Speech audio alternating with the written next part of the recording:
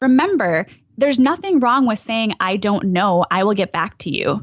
That was one of the hardest things for me in the beginning stages of my business, is being able to say to a client, I actually don't know the answer to that, but I'm going to look it up and get back to you.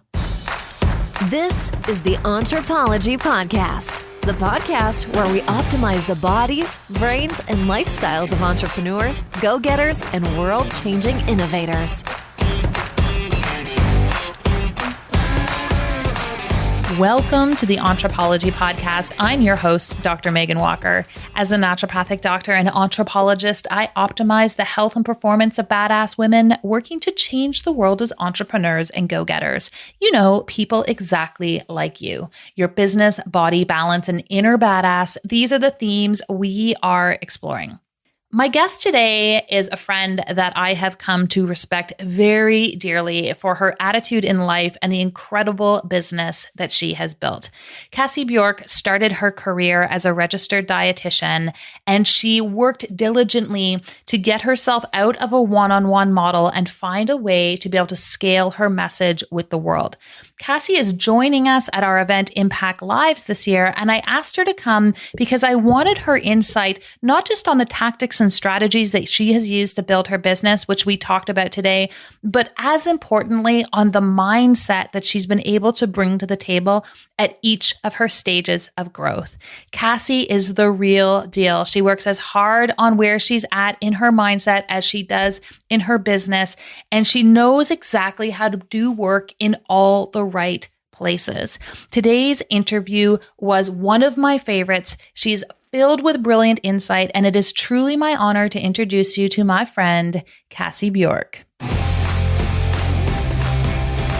Cassie Bjork, welcome to the Anthropology Podcast. Thank you. So excited to be here. Well, we have a lot to unpack, and I was sharing with you just before we jumped on to this interview that I surveyed my audience in the last few weeks, and I said, what do you want more of? Business, health, mindset? What is it that you're craving? And I was waiting for everyone to come back with all these health topics they wanted. And what everyone was really asking for was more things related to business. And it's so perfect that you are here because you are a registered dietitian by background and by training. And you have this immense passion and respect for the role that health has to play in all of our lives, but in particular with respect to entrepreneurs. But you've also built this massive coaching business. And I have so much respect for the way that you have scaled it and you've taken yourself out of the need to do everything within your business. So can you give us some background? Like just give us the Coles Notes story and history of how we got from Cassie, the registered dietitian, to Cassie having massive impact across her platforms with a whole coaching team working under her. Oh, well, thank you. I know it feels so good to be in this place. And I want everyone listening to know that it wasn't always like that. About 12 years ago, I was a dietitian. I was in a clinical job, working full time, and I was seeing one-on-one clients on the side, trying to build a business. But I couldn't even imagine taking a single day off. And it was hard to step away even for a few hours. I just remember I was just so burned out and my energy was so low. And I was trying to serve. I had this heart for service and, being a coach and helping other women lose weight and keep it off and helping them with their nutrition.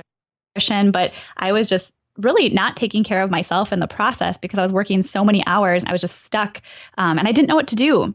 I just remember not having any plan or idea on how to move from that to building what I really wanted to build, which is what I have today. I have a team of dietitians and I have a full team that does everything for me, an operations manager and a sales team and, the vitamin company and the coaching business. And we've scaled in a way that has been really beautiful and allowed, freedom for me in my life to get to move to California and the house of my dreams and get to travel whenever I want and have a flexible schedule. But it wasn't always like that. So I do want to kind of back up and share, from kind of back at the beginning, like the things that I really had to do to get to this place, because I think a lot of the practitioners and coaches that I work with, they're in that place of burnout. And that's when they come to me because they know they just can't keep living like that. And for me, it was really actually, sometimes it takes hitting rock bottom. I got meningitis. And I remember I ended up in the hospital and it was just the craziest situation for me because I'd always been so healthy and I was the picture of health in my business. And I felt so embarrassed that I ended up at this point where I was getting sick. And really it was because I just didn't slow down and I had so much on my plate and I was creating this stress in my body and my body just couldn't handle it anymore. And it's actually a pattern that I've seen in a lot of the entrepreneurs that I work with. And that's why I think this is such an important topic to address, is being able to build and scale a company in a way that doesn't kill you in the process, especially when we're in the health industry, right? So how did you do that? And I shared this with you at Mindshare, and it's always easy to just project what you think is happening with other people. But I said to you, like, one of the things I love about your energy is I feel like you're just willing to try things and kind of figure it out. And I'm sure you have those moments, but I hear a lot of people talking about what they want to do and then they never do it. And I would just watch you take action, and you take action. Is that inherent to you? Is that easy for you? Or did you have to learn to do that? No, I'm so glad you bring that up, because I am such a perfectionist by nature. I think I'm a recovering perfectionist.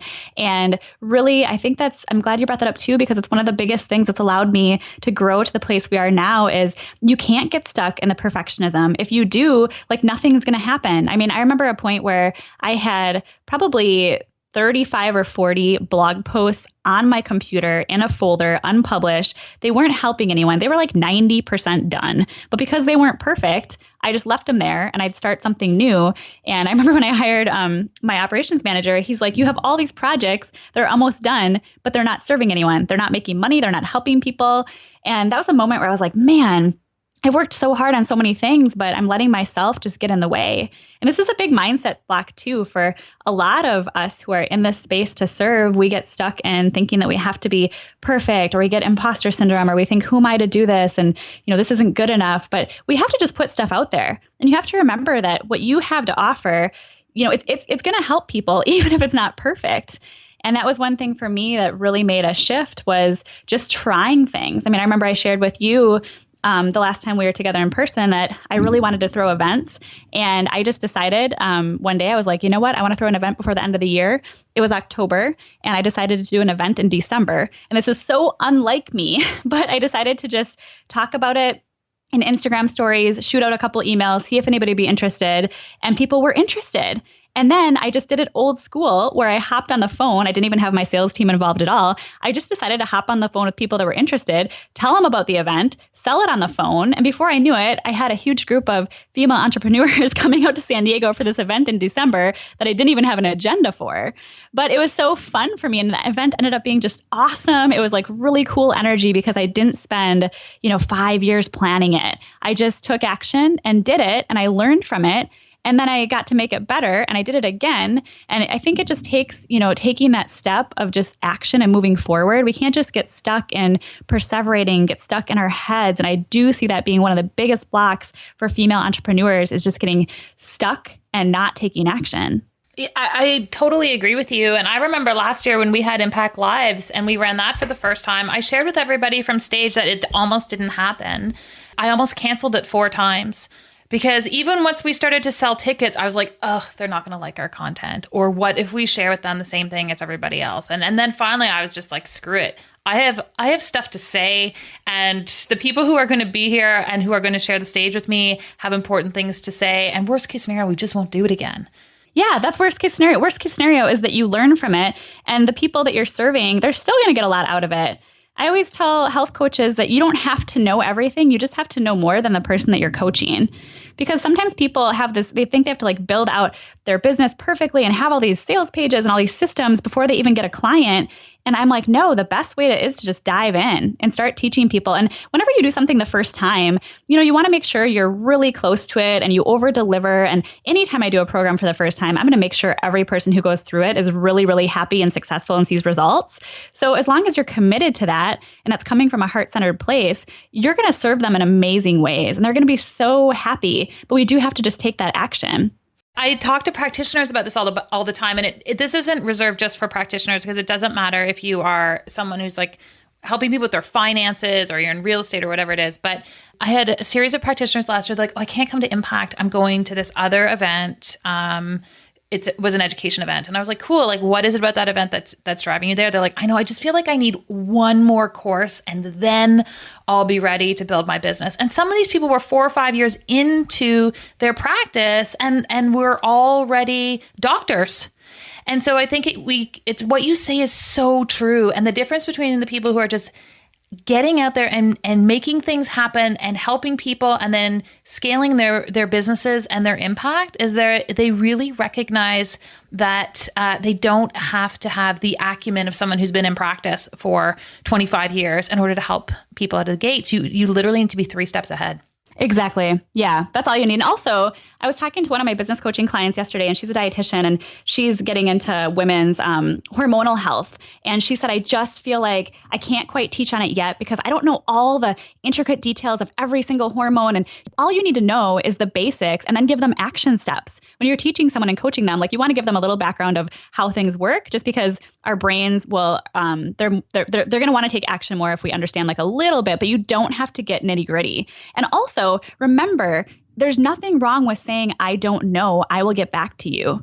That was one of the hardest things for me in the beginning stages of my business, is being able to say to a client, I actually don't know the answer to that, but I'm going to look it up and get back to you.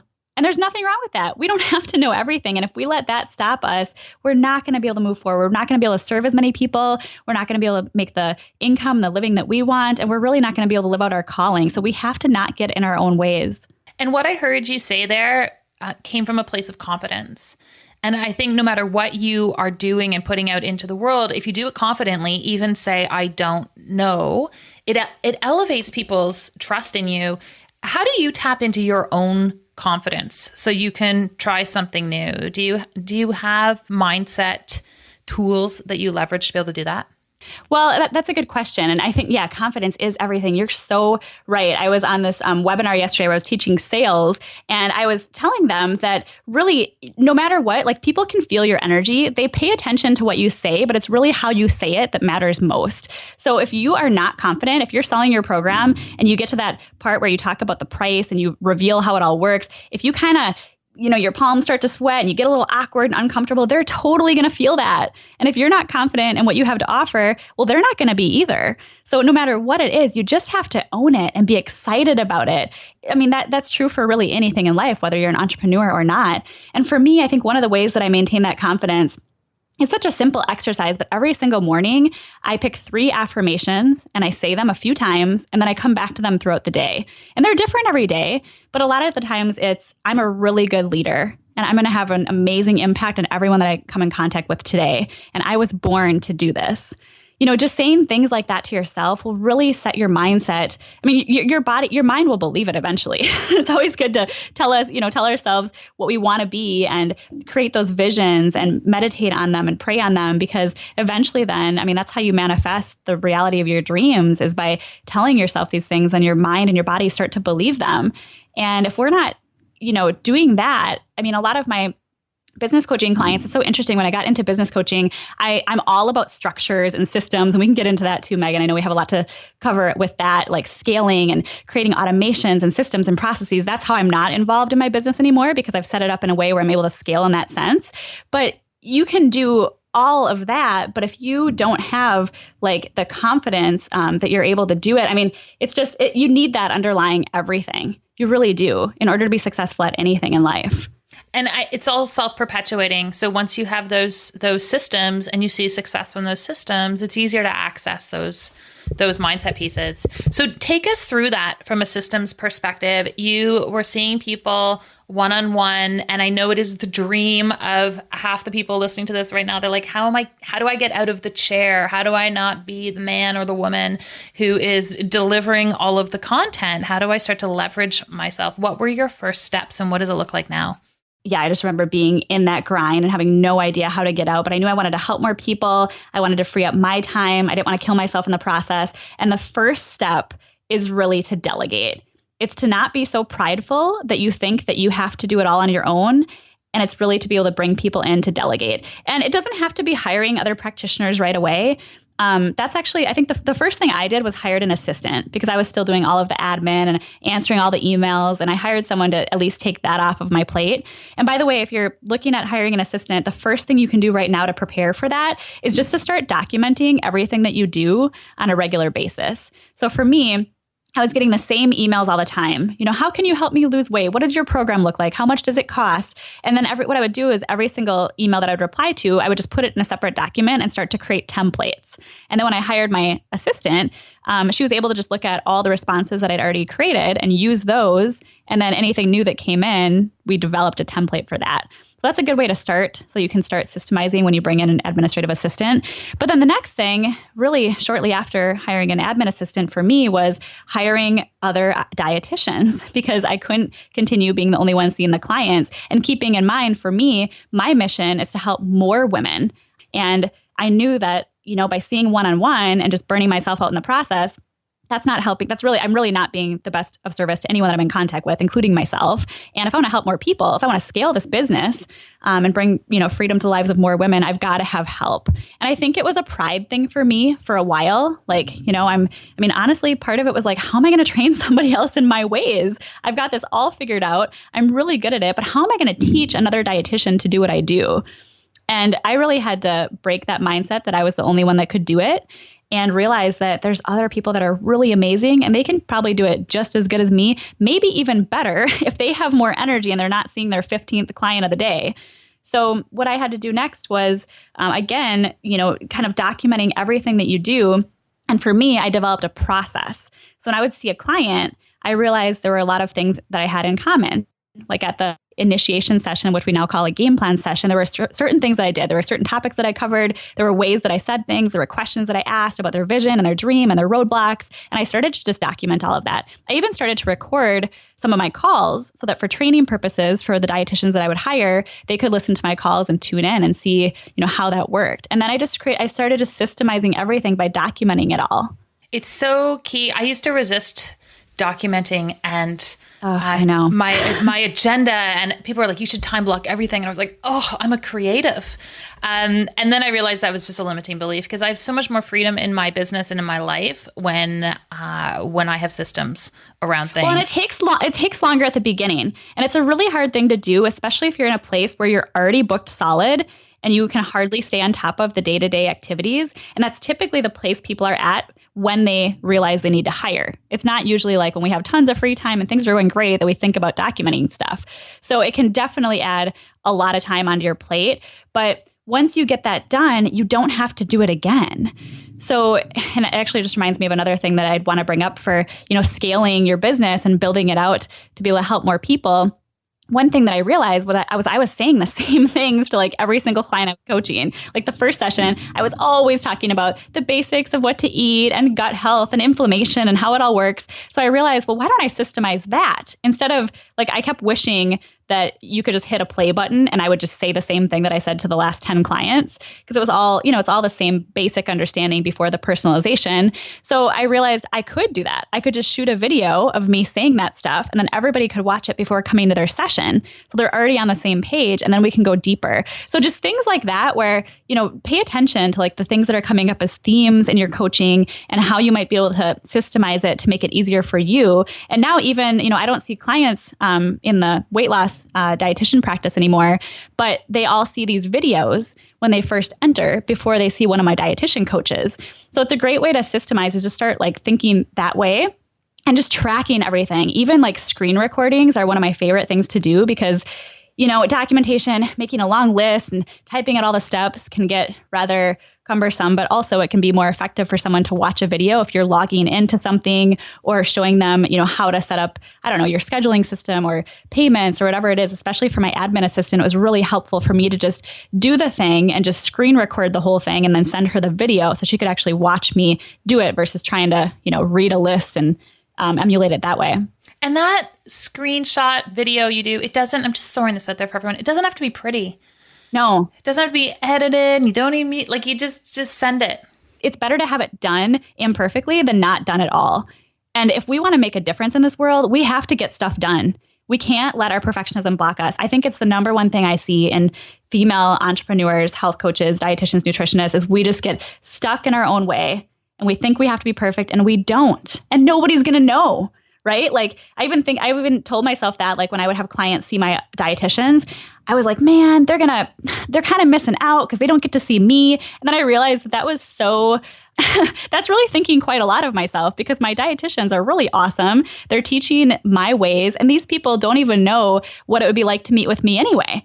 And they were all super happy meeting with my dietitian coaches. So I almost let myself and my limiting beliefs hold back the growth of my business and the ability to influence and impact more people. We've got to really pay attention to the thoughts that we're having.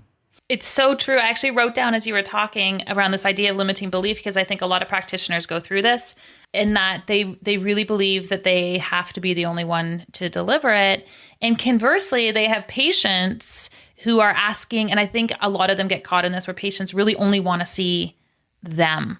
Did you get caught in that for a little while in terms of people, when you were still seeing clients yourself, people wanting to see, knowing it was an option to see you and then not wanting to see your associates? I did. And especially, I was the face of the business. My business was called Dietitian Cassie. And especially when I first hired other dietitians, I was like, people don't even know that I have anybody else on staff. They're all going to want to see me. How's that going to work? But again, this comes back to the confidence we talked about. So, and I was doing the sales calls at the time, the strategy session. So what would happen is on the strategy session, I would just get super confident. I wouldn't even hesitate. I'd say, you know what? Awesome. You are going to be perfect working with my dietitian coach named Taylor. Taylor works with all of our pregnant women on their hormone balancing and making sure they're healthy to have their baby. You're going to love her. So I'll put you on her schedule. And you know what happened? No one questioned me. And I almost felt a little bit offended. I was like, I thought they'd all want to work with me. But when you have that confidence, and I actually brought it up to someone just because I was curious. I was like, I think I just said, like, does that sound good? Are you okay with working with one of my dietitians? And she's like, well, yeah, if that's what you think I need, I trust you and your ways. You probably trained them in, so I'm okay with it. That is exactly what my patients said to me when I started to say I was moving on to sabbatical and not taking new patients. And they're like, if you think this is the person I should be seeing, then I'm all in for that. Like almost verbatim what you said. We have so many stories we tell ourselves. Yes. And yes. You just stop. If you're at a place in your business where you're like, I need to bring someone else in. For me, what I really had to do finally to just make this happen was I had to draw a fine line in the sand. I was a little bit wishy-washy at first and being like, okay, I'll see that person, or oh yeah, I'll try to fit them in. And finally I was like, no, I'm not taking on new clients, period. There are no exceptions to that. And right now I'm on sabbatical. I have fully stepped out. And my team is thriving in that. They're better off without me there. Yeah, totally. And setting those boundaries will make you better at everything that you do. I was talking to one of my coaching clients about this yesterday because she was saying, you know what, I just realized that I am no good with calls after 2:00 in the afternoon. I'm not my best self. And I said, so Leslie, why are you doing calls after 2:00? And she's like, yeah, good question. And I said, you can set that boundary. I have a boundary. I don't do any calls before 11 a.m. Not because I sleep in, I'm lazy, but actually because my most productive time for working on my own projects is in the morning. My brain is at its highest power. I'm pumped up. I'm fired. I'm super creative. And I love using those first several hours of the day to work on my own projects. And then I do other people's stuff later, and I'm still pretty good at it, but I want to make sure I reserve that time for myself, and I have to hold that boundary. And I used to let it slip so many times. I'd be like, oh, just, one client, one podcast, but then I wouldn't have any time to work on my business. And I think that's really important too, is so many times we get stuck working in our business, seeing the clients and doing our daily tasks that we don't work on the business. And that's just as important if you want to keep the needle moving forward, but also just make sure you're maintaining that big vision for really what you're up to in this world. Well, and having work-life balance and being able to scale your business really requires that you're putting as much effort into the things that drive balance as drive work. And if you're constantly making exceptions and always seeing people and never drawing that line in the sand, you're not moving towards that ideal life. And we both were saying as we were getting onto this podcast, we're both living our ideal lives. Like, how fortunate. Yeah. But that takes a lot of work. Yeah. And it's from being intentional. It doesn't just happen. Usually when I'm working with someone on their business, they've gotten to the point where they're just so exhausted and so burned out and they just don't know what steps to take next. And I think it's really important to be setting yourself up in a way where you don't have to hustle so hard. Life doesn't have to be that way. I used to think it did. I was like, I'm a really hard worker and I'm just going to work harder. But the problem is you can work really, really hard, but if you're not working on the right things, it's not going to help you. It's not going to serve you. So that's where I think it becomes important to be super intentional. Like, how do you want to set up your business? And there's different ways to grow. Most of the coaches that I work with have a one-on-one practice and they're looking to scale. Well, you can hire a team. We talked about that. You can bring in practitioners and you can train them in your ways and you can have them see the clients. That's what I did. And that's how I got myself out of that business. But another thing that you can do is you can create a group coaching program. And we also did that. So I also decided I wanted to help more people in that way instead of just continuing to hire dietitians over and over. I wanted a smaller staff, but I still wanted to help more people. So we basically turned our one-on-one practice into a group coaching program with my dietitians leading it. And that was where it was really important to look at, okay, what are the things we're saying over and over again? What does every single person we work with, what do they all need? So we could systematize that and create videos and modules, but then we still have the personalization because there's still group coaching calls where they can come and ask their questions. So there's different ways to scale and you can kind of combine them, but it does basically what I'm getting at is you just want to be intentional and it's okay to mess up.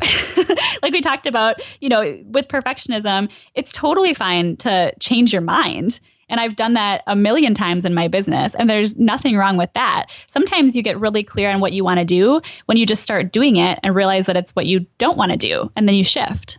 Well, and some models work for some people's businesses and personality and the information that they're sharing, and those models don't necessarily work for others. I like groups from a health perspective. They say that you are the product of the 5 people with whom you spend the most time. Imagine you could spend time with hundreds of fellow entrepreneurs and go-getters looking to uplevel their business, body, and mindset. The Anthropology Collective does not belong to us. It belongs to you.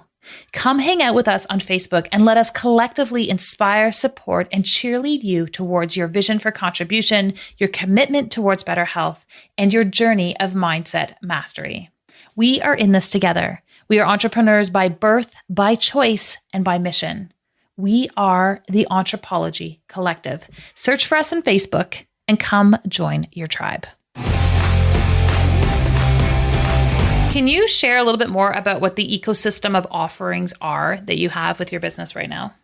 Yeah. So what we've got is I've got my weight loss coaching company and our program is called Rule Breakers. And it's been through a lot of different evolutions. Yeah, it's Rule Breakers. We're breaking all the dieting rules. We tell people to eat more and exercise less and, get to focus on all of the pieces of the puzzle with more of a functional medicine based approach, sleep and supplements and stress and all of that. So basically that's what I started doing one-on-one as a dietitian. And now we've scaled that into a group coaching program. It's a year long. We actually only have that one offer right now.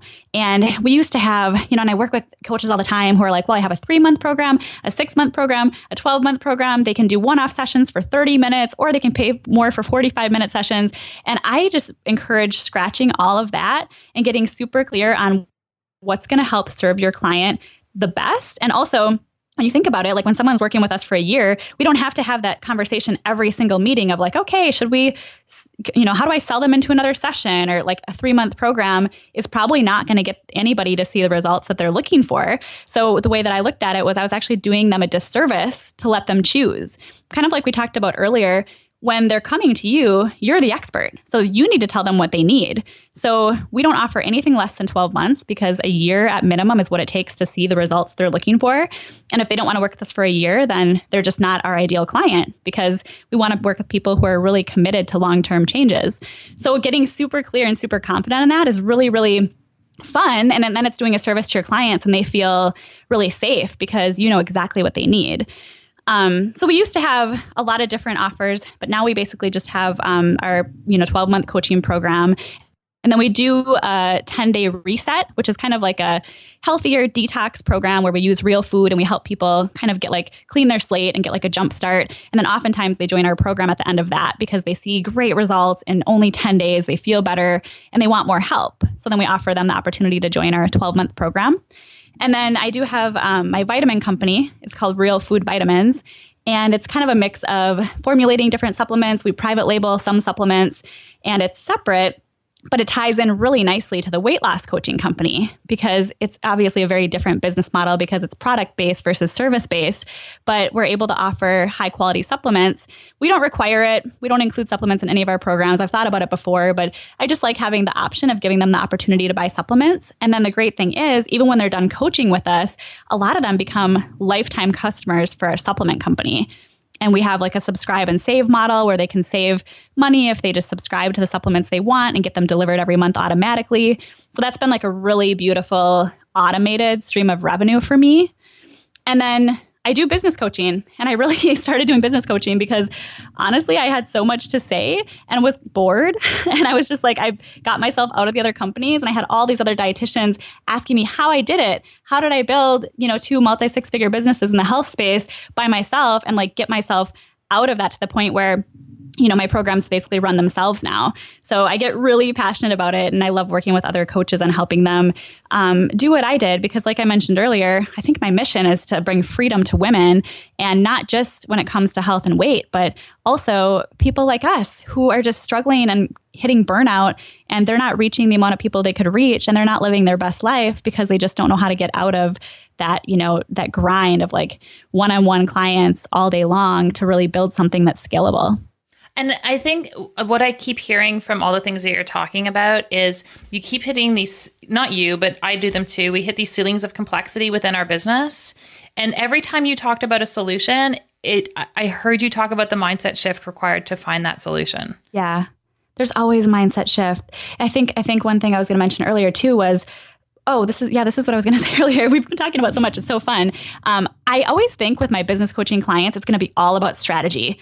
I always look at their business. I'm like, this is going to be so great. I see so much low hanging fruit. We're going to do this and do this. And we do strategies and automations and processes. But I never realized what would come up the most, the questions they would have. It was all mindset stuff. It's, money mindset, it's imposter syndrome, it's comparing, it's, I don't feel good enough today. Like those are the things that come up for all of us, especially as female entrepreneurs. I think we have that comparison syndrome, and on Instagram, everybody makes it look like it's just rainbows and unicorns and butterflies, but entrepreneurship is hard, and it's really a roller coaster. And that's why I love that you provide this support and this community, because so many times we feel like we're all alone. And we have to be able to break through these mindset blocks in order to up level, in order to really live out our calling and help more people, and, just be excited about it in the process. I think a lot of times, we just take ourselves too seriously. And I love just bringing a little bit of like fun to the table when we're talking about business, because yes, it's hard and it's draining, but also like we got to have a little bit of fun. I mean, that's why we left our 9-to-5 jobs, right? Totally. And it really is fun when you kind of surrender to it. I always think of entrepreneurship as one of the most intense spiritual experiences you can have, because it's going to challenge you in ways you never imagined. But to do that in isolation and not part of a community, I couldn't imagine. Just like any spiritual experience happening in isolation, it doesn't have the same transformation. I'd love to hear your perspective, Cassie, because I could hear it in your voice when you're talking out, this heart-centric practitioner, and you're just like, how do I help more people? And I have things I want to say, and I know and have this vision of how I can impact people's lives. How does that integrate with your philosophy around money and finances? And how do you reconcile those two pieces? Because irrespective of the model that people want to look at, I feel as though it is one's philosophy and approach to money that is one of the things that hold them back in terms of the impact that they're having, or they sabotage it. Have you done a lot of work in that respect? 100%. Yeah. I mean, I'm always really open about, I used to charge like $50 an hour to see me one-on-one when I was first starting. And, now we charge, our program is $10,000 for the group coaching program. And, we could even charge more for that. We've never had anyone say it wasn't worth it. But to get to that point of charging that kind of money, it took overcoming a lot of my own scarcity mindset. I mean, I grew up in the Midwest. We bought everything with coupons. We shopped at the Goodwill. I didn't have money growing up, and it was definitely something that felt like when I started making it, I wanted to hold on to it, and I had a scarcity mindset around it. But I think the biggest shift for me was, number one, realizing that money is energy. And in order to really, we need to have that abundant mindset and just realize that like money is it's gonna come and it's gonna go. And when we make it and then we give it away and we're generous, like it's just energy. But also money is such a beautiful opportunity. Like when I'm on a sales call or telling someone the investment of our program, it's really an investment and you're offering them the opportunity to up level. Like I think about driving around my beater car that I bought at a salvage car shop with hail damage, and I hardly paid anything for it. And I was the worst driver ever. And then now I have my dream car, and it's interesting that I'm suddenly a really good driver. It's like we value what we invest in. So I think, we really need to have that confidence and really own and not have shame or guilt or fear around asking for money. We have to ask for what we want with confidence and realize that we are giving our clients the opportunity to invest in themselves. If they're not invested, they're not going to be committed. And if they don't invest, then they're not going to really get the transformation that they want. I know sometimes, people will get off a sales call and be like, oh man, like, they didn't do my program, but I feel like, I kind of felt like I didn't really want to sell it to them too hard because they were stuck and thought it was too expensive. And really, when you think about it, it's doing them a disservice because they're not going to see the change that they want to see if they aren't, if your program is the right fit for them and that it can help them get from A to B, you've really got to show them. It's your responsibility to show them where they are and where they want to be and what that gap is and how your program or your system or your process can fill that gap and get them where they want to be. And then if they don't sign up, and they're not going to see the results that they want, it's really doing them a disservice. So I feel like it's our responsibility to show that clarity. Like I feel like that's one of the main points of sales is clarity. It's not selling your stuff. It's showing them this awareness of where they are, where they want to be, and create that clarity and reveal what that gap is, and then offer them transformation and an opportunity to up-level their life. Like if you're lost and I gave you a map, but I don't tell you where you are, it really doesn't help you. So you've got to show them where they are, and you don't have to show them how to get where they want to be. I think one thing too that I really see I used to do this on my sales calls. I'd be so excited because I knew I could help them, and I was kind of like trying to prove that I could help them. So I was giving them all this information. And then at the end of the call, they were like, man, this was the best call ever. Thank you so much. I don't need to buy your thing because I just got everything I needed. But that was really doing a disservice because we know that information doesn't change people. We live in this world where we're saturated with information, yet we are not all billionaires with six-pack abs. And that's because it's not about information. We need accountability and support and guidance. So what you really need to do is show how your program can help them, but don't actually teach them anything and don't prove yourself.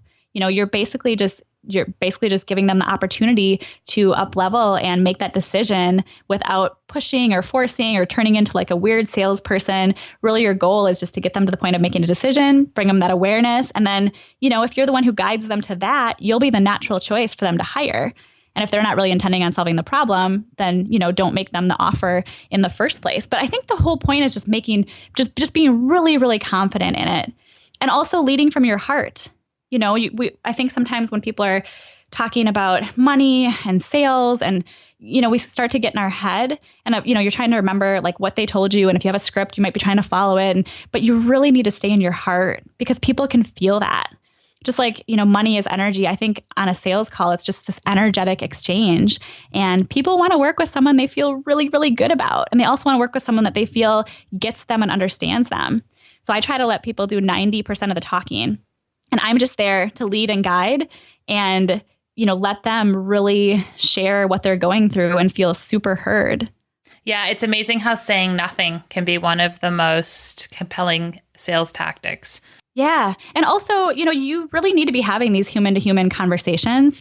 True connection is so powerful. That's kind of why when I was sharing about just like throwing this event, a couple months after I had the idea, it was a big thing for me because I really spent the past decade, maybe almost 12 years, in my business building out systems and processes and automations to scale. And this was really me going back to the basics saying, you know what, I'm actually just going to hop on the phone with these people who message me on Instagram and see where they're at, see what they need, see if it would be a good fit, and then sell them my thing.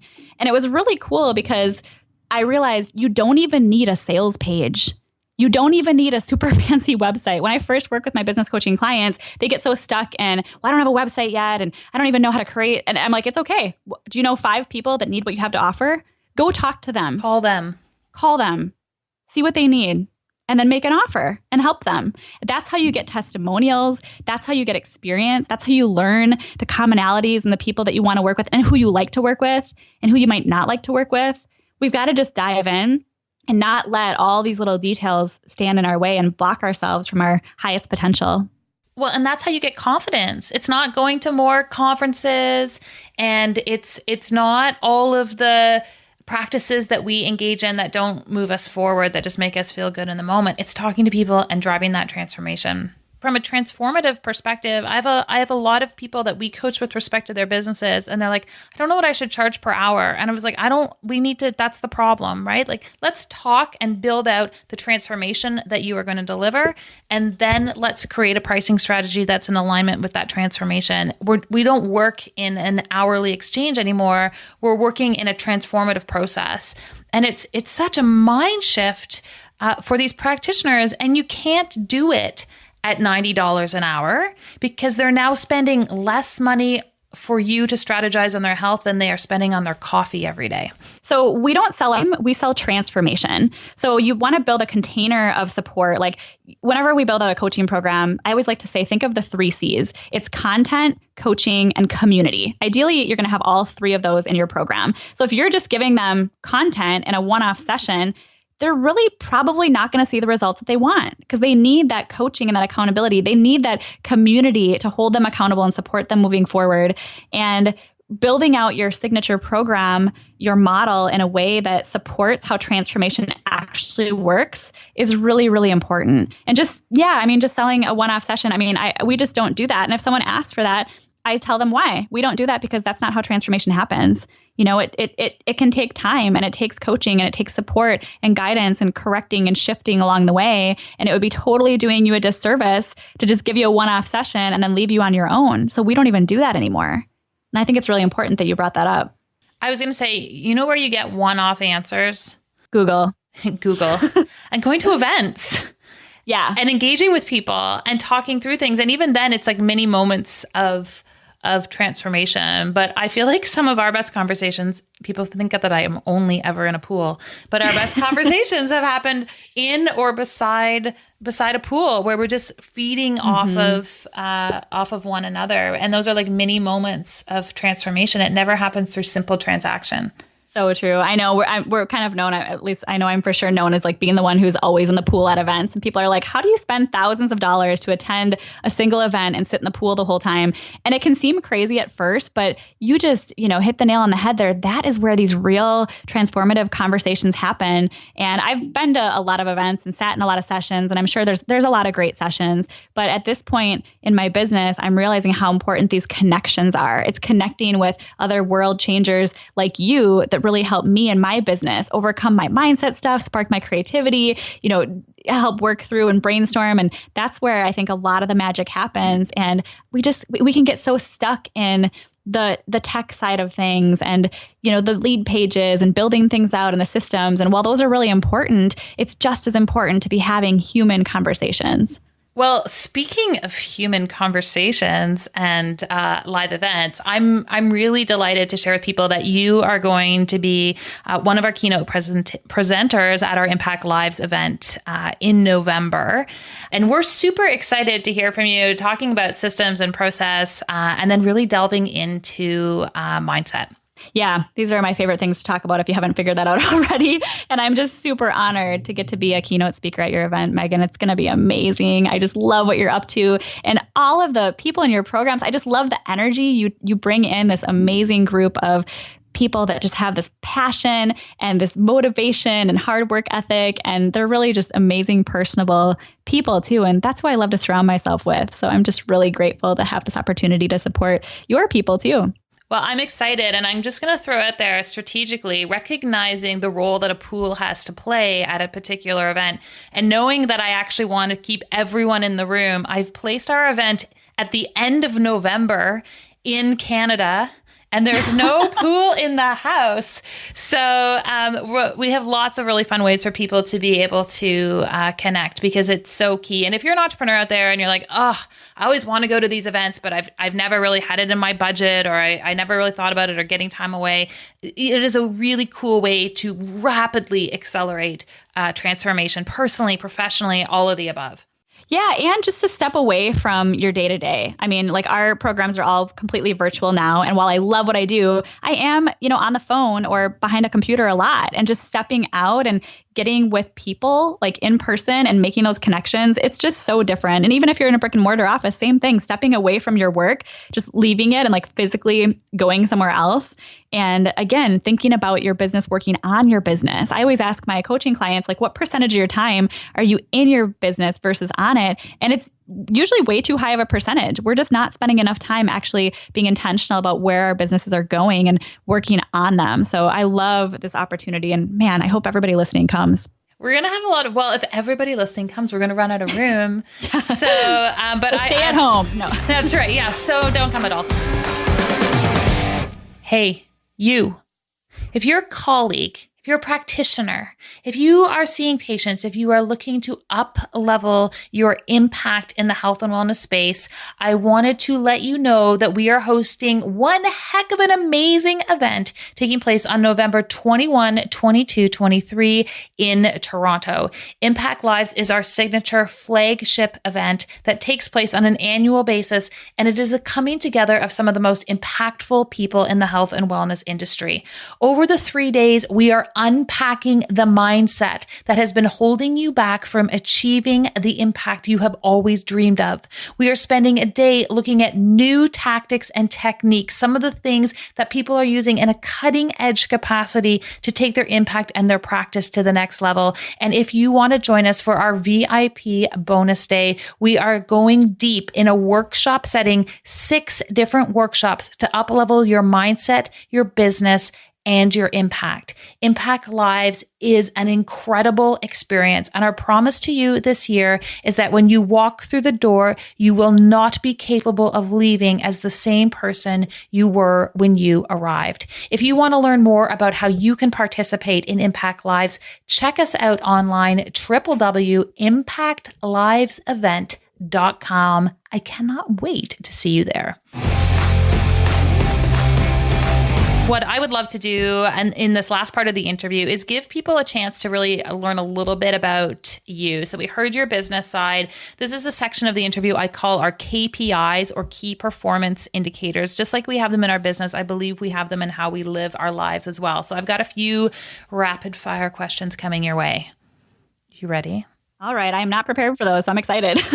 This is my favorite. I love it when people aren't prepared for these things. Question number 1, who is inspiring you right now? Okay, it might be a cliche answer, but Jesus, because every morning when I pray about my day and the impact that I'm going to have and the people that I'm going to come in contact with, I just always think about the spirit of Jesus and just how loving and non-judgmental he was with everyone that he came in contact with. And that's exactly how I want to show up in this world. That's not cliche at all. And it's the first time someone has answered that. Oh, so I love it. Fiction or nonfiction? What are you reading right now?